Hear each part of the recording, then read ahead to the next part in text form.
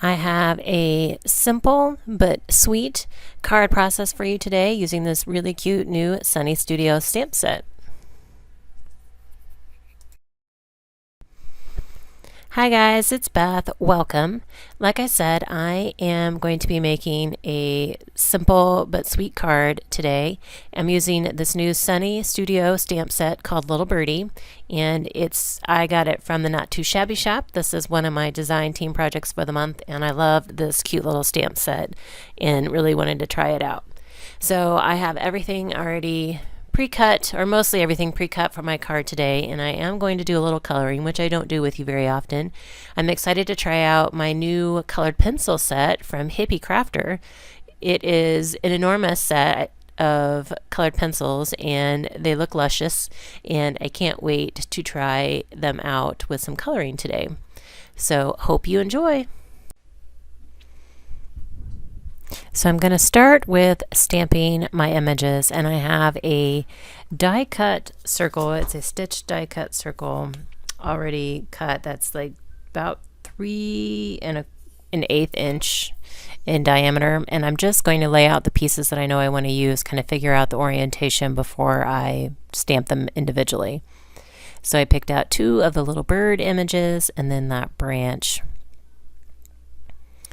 And so I have not used these stamps yet, so I'm just kind of pressing them on my hand a little bit to oil them up so that they stamp cleanly. And then I also stamp off on that wonderful worksheet of one of my daughters. Just because I was stamping off the end, I wanted to have something underneath my circle for that branch piece. So now I'm going to stamp my little birdies, and then I will be done with that. And then I'm going to go ahead and stamp my sentiment as well. So I think I'm going to go with a birthday sentiment on this one. And so I decided I wanted to use the happy and the bird day. I just thought that would be cute. And I was going to see if it would fit on that little banner there, but it didn't. So I'm just going to stamp them in a line, and we'll cut that down later on. And so I struggle here trying to line them up. Just because they're 2 different fonts, I always struggle with that, trying to decide if they're straight or not. So I stamp it and it's straight. So I'm going to go ahead and stamp another one just in case, depending on how I want to cut that down later on. So I am using a new colored pencil set. So I do take some time to kind of figure out what each color is. So I did cut some of that out going forward, but I'm just trying to figure out what the colors look like. I haven't done a cheat sheet yet for all the colors. So I'm just going to do some simple coloring on these images with colored pencils. I'm not an experienced colorist, if that is the word. So I'm just going to do some basic coloring, some basic shading, and I do like how these are new colored pencils, and I do like how they colored and blended. So I'm going to color the branch just that brown, and I just kind of go back in and add some additional shading towards the bottom of the branch. And then when I feel like that is enough, I'm going to move on to the little leaves, and I pick a couple different colors of green, and I'm going to go with a darker green on the center of the leaves and like the bottom. So I'm just kind of going in and going over that line that goes up the center of the leaves, and then just adding a little bit at the bottom or at the base of each leaf as well with that darker color. And then I'm going to come in with that lighter color and just kind of go over the whole leaf. I'm not using a blender or anything today. I'm just going to use the lighter colors of the pencils to blend, since the images are pretty small, so I don't think that it's going to be that big of a deal. And again, basic coloring here.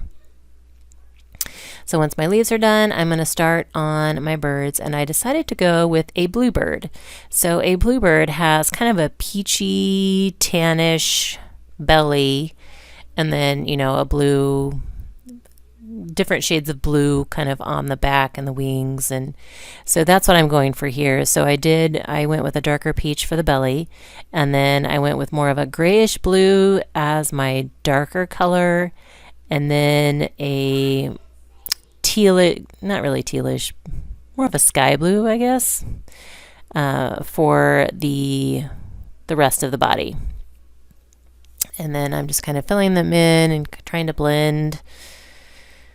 Again, luckily these images are small enough that they don't take a whole lot of coloring. So, but I don't know, bluebirds just made me think of spring. Right now we don't have any bluebirds out. We just have blue jays, cardinals, doves, and sparrows and wrens. There are some wrens out there, but no blue jays. So blue jays make me think of spring, and so I decided to color up some blue jays today.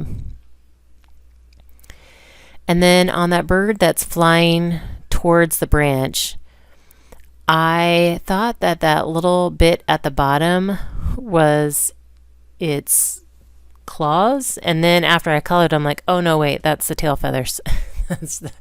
So you'll see me try to make them a little more peachish. I'm going to try and blend them in, and then I'm going to add some blue. I add a little orange to the belly to try and blend it.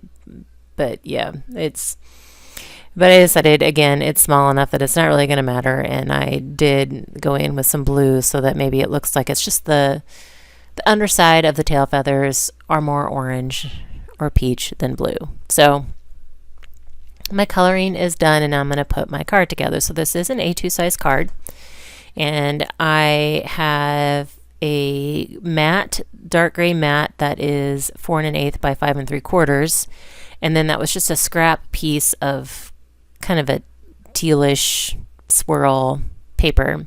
And then I took a scrap piece of white and did a little scalloped border punch on it, and then I'm just trimming that down. I'm going to add that to the top and bottom of that pattern paper just to separate the turquoise from the gray. So I just used whatever width that scrap paper was, that scrap teal, and it was about 3 3/4. It was just shy of that.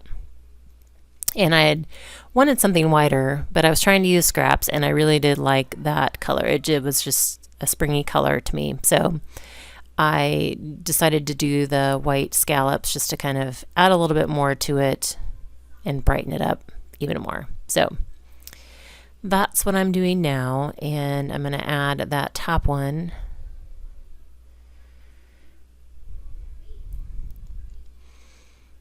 And then I do burnish it down just because I was having some glue issues, and then I'm going to trim up the overhang a little bit. And so I have my circle, and I'm just going to try and figure out the placement and figure out what I want to do with that sentiment. So I ended up using a rectangle, a stitched rectangle of that dark gray to go underneath my sentiment, and then I did trim my sentiment down off camera to fit within that little rectangle. And now I'm going to add my matte piece to the front of my card. And then add some art glitter glue to the back of my circle. And then we'll add the sentiment there at the bottom of the circle, kind of covering up the bottom and act as like almost looks like a snow globe, kind of. And then I have some white sequins that I think are from Scrapping for Less, like an old Scrapping for Less kit. And I decided just to add those, just to add a little bit something more to the card. And again, just to help brighten it up.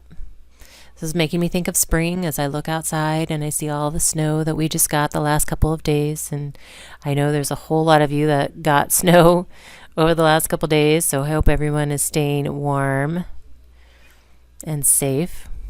So once I get those down, I do have that little scrap that I trimmed off of my scrap pattern paper, and so I'm just going to toss that on the inside of the card just to add a little bit of color on the inside as well, and then my card's done.